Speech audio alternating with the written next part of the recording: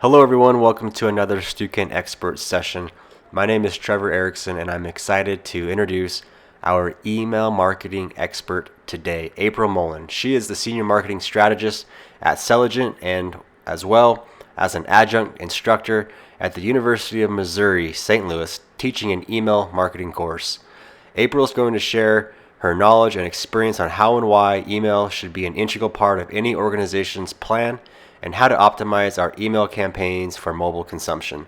So without further ado, let's turn the time over to April. Great. I'm April Mullen, and I'm going to talk about email marketing's longevity in the digital age today. So who am I? I work as a senior marketing strategist at Stukent. Stukent is a cross-channel marketing technology platform with email as its core, but we also do SMS, push notifications, display retargeting, social media, web. So we really believe in the cross-channel aspects of marketing with email being our core. I also teach at the University of Missouri St. Louis. I teach an email marketing course there. And I also write twice a month for a Media Post Email Insider column, just writing about topics in the industry that I think are notable and worth writing about. So feel free to check out that resource to further your knowledge. Without further ado, I'm going to dive into the agenda today. This is a session that is kind of short and sweet, so we'll get right to the point. I want to talk about why email continues to be successful and why executives really love email as a channel and as the center of their customer communication strategy. And I also want to talk about mobile's role in email's continued success, because mobile has really done a lot for email. And so I'll talk about what it's done and some tips on how you can develop campaigns and be successful in this mobile age. So diving right in, email in the numbers, there are 2.6 billion worldwide email users. I mean, that's just a staggering number. And so it just continues to grow, even though it's a mature digital channel. And then 205 billion messages are sent and received per day, were sent and received per day in 2015. And, this is staggering. And really, one of the challenges we have as email marketers is how do we stand out in the inbox? And I'll cover a little bit about that when we get to the mobile section. But it's definitely increasing in its usage, email is, and brands are fully embracing it. But why? Well, the first, and I think the biggest one, is that email has a tremendously high return on investment. And so it doesn't matter if it's a B2B, which is to mean business to business, or a business to consumer company, or a small business, or a large business across verticals. Email tends to dollar for dollar get a return on investment and is really a compelling investment for the C-suite, because they find that their spend in email marketing comes back in a major way, and so it's highly effective. It's also effective in retaining customers. 56% of marketers in a study stated that it is the single most effective way to retain customers. Email can help acquire customers, but really it's all about paid search and display that really helps to drive acquisition. Email is all about, once you've driven them to your site with your paid media, what can you do to continue to cultivate that relationship? And so a lot of brands will ask for an email address. I'm sure a lot of you have experienced that, where you go to a site and the first thing they ask is your email address. And the reason for that is because once they know who you are as a customer, these brands are able to effectively retain you, because email is a great way to manage that relationship and create a dialogue with customers. And there's a lot of chatter in the marketing industry about millennials. They are a very large demographic. They have a lot of spending power and are a very discerning generation. And a recent study came out this spring that determine that email really is the best way to reach millennials if done properly. And millennials are more likely than any other age group to check email on smartphones. 88% regularly check email on their smartphone. And so what used to be kind of this experience where people would have to go and sit at a workstation and make a decision to check their email is now a kind of a fluid process, and the millennials are definitely embracing that. And as a result of it being so effective and well received by consumers, 61% of marketing executives, they plan to increase email marketing spend. And so this is a study fielded by Celigent, used to be called StrongView. This is my company. I'll be transparent on that. And every year we field a study asking marketers how they plan to spend in different areas of digital. And each year this number continues to go up. So you think email could be dying. It's really not. It's actually getting better. And executives are definitely increasing their spend in this area. So it's showing that it's very important. And then another thing I like to touch on when I'm talking about email and why it's kind of had this great longevity in the digital age is, if you think about we use mobile apps every day on our smartphones, and email is the only universal mobile application. So consider when you buy a new iPhone or a new Android, there's always an app preloaded on your phone called email. And it's one of the first things that anyone that gets a new phone does. They might load their Facebook and their Snapchat and Instagram, but they're also immediately from day one logging into their Gmail account, or a lot of people are still using Yahoo, believe it or not, and pulling their email immediately into the mobile device. And no one really owns email. Email was created years ago, and it's a universal digital app, and so it's something that you don't have to have a Facebook account to. You don't have to just communicate with friends that are using Facebook. With email, you can communicate with anyone that has an email address, and it can cross different platforms and internet service providers like Yahoo and Gmail and your company's domain. So because of that, it has also continued to grow. And I think a lot of students and even some marketers I speak with don't really think about it that way, but it really is this universal app which has made it adaptable, and it's made it stronger, especially as we've become a smartphone culture. Which leads me to our next section, which is really about how mobile has driven continued success for email.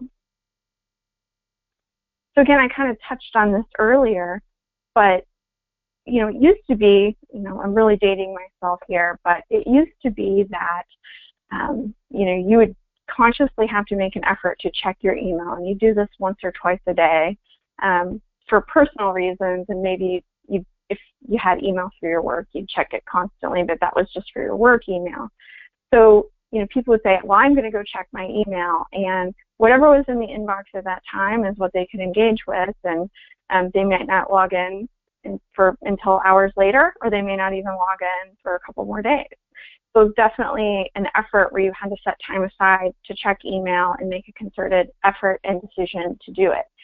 The smartphone age has made it where everything we do on our device, whether we're checking Facebook or Snapchat or Instagram or email, it's become just a fluid part of our day.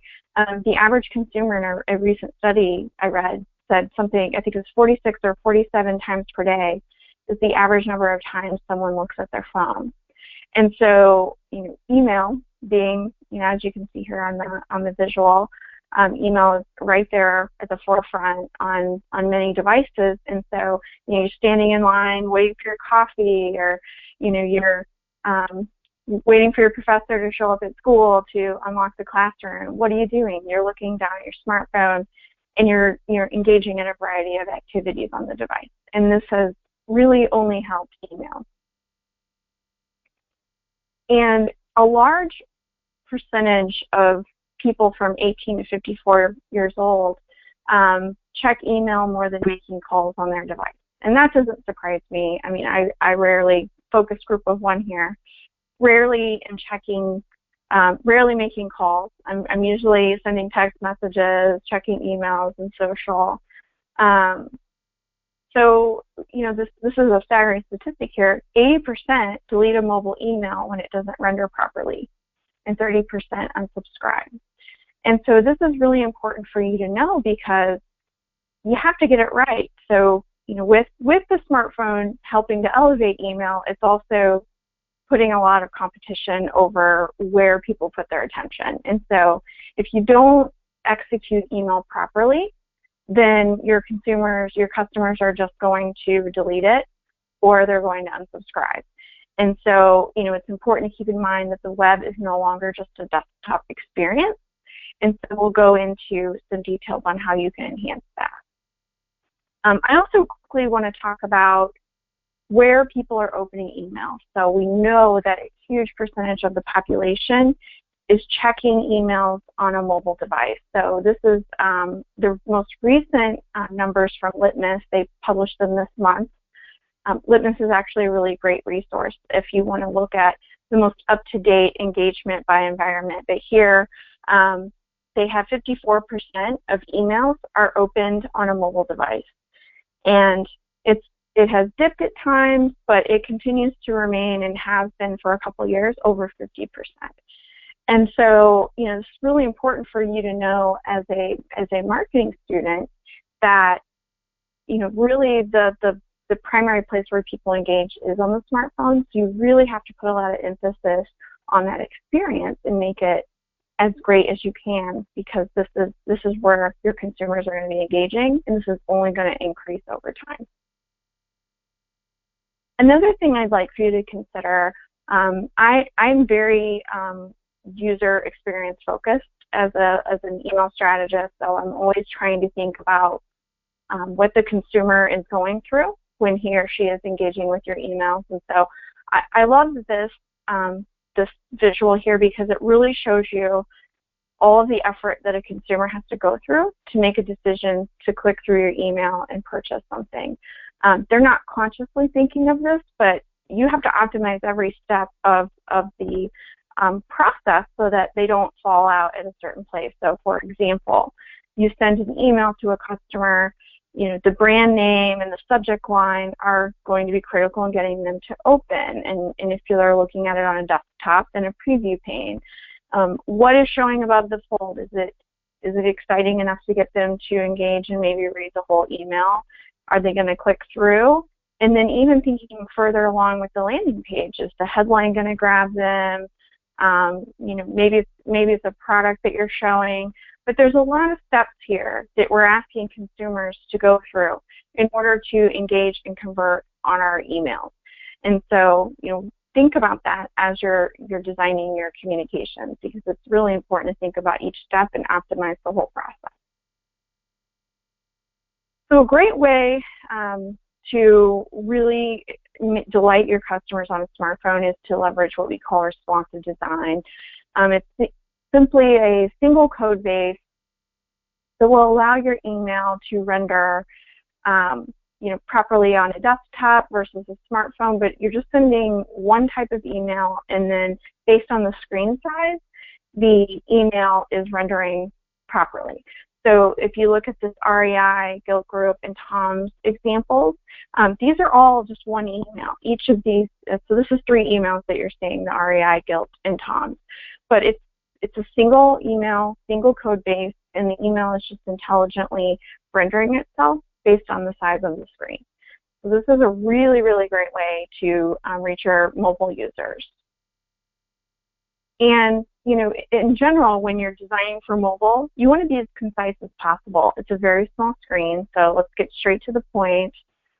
Using a single call to action, using bulletproof buttons, and what we mean by that is buttons that even if images don't render, still show up. You want to utilize white space to give your text some breathing room. This is also important for maybe like hyperlinked text, because the last thing you want to do is ask someone to click through on your email or to provide hyperlink text in the email that they accidentally touch something else and go to a completely different link. Like, that's just a really frustrating experience. So give things breathing room. You want to use a minimum of a 13 pixel font, and you want to design in a single column format. This is really important to ensure that your emails render well. Just some other things that, this is a funny name here, it's called hamburger menu. But it's simply a coding innovation that's been made possible in recent years, where you can have the 3 bars that you see on the right, but then like a menu might roll down, as you can see on the left. And so this is, not taking up, what it does is, instead of having all these different categories like women, men, juniors, baby, and kids at the top of the email taking up all this valuable real estate, if the consumer receives this email from a retailer and they're not quite interested in what they're seeing in the main graphic, they can just tap that menu. It's very intuitive. Consumers, they may not know it's called a hamburger menu, but they understand that when they see those 3 bars, that it means it's something they can touch, and then it can roll down and show other options. So if they're not in the market for fitness wear, but maybe they want to buy stuff for babies and kids, they'll be able to access that, but it doesn't take up a lot of room in the email.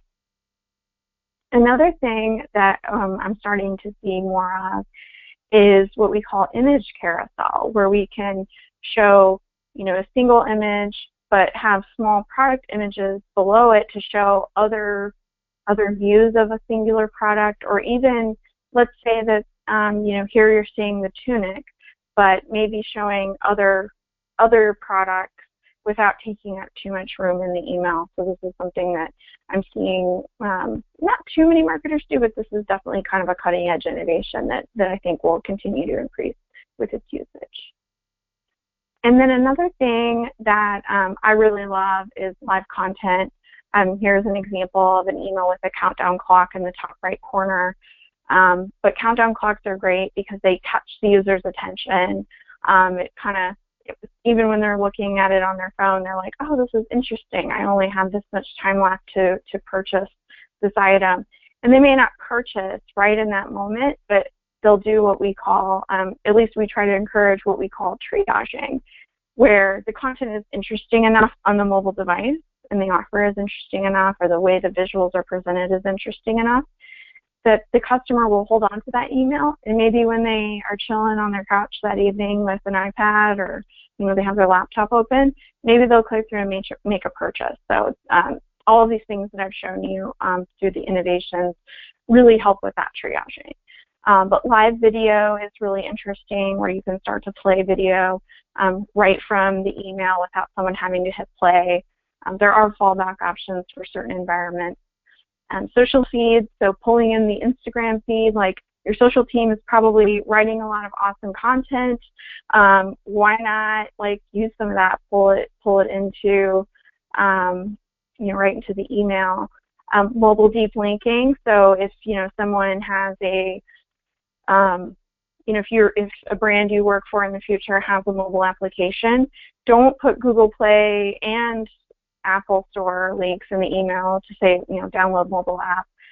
Put the right one based on the device, and live content is smart enough to understand, what device you're using. It will point you to the right app store.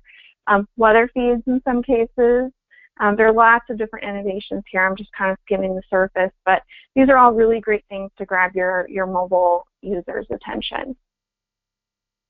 And with that, I'm going to end, but this is really all about enhancing the moment. So with the customers holding the smartphone in their hands, they're maybe waiting in line at Starbucks, it's really all about enhancing that moment and understanding what they need and grabbing their attention in a way that's meaningful. And so this is just what we strive to continue to do as an industry, is to really enhance moments and try to drive conversions through putting forth consumer-first strategies. Thank you for your time today.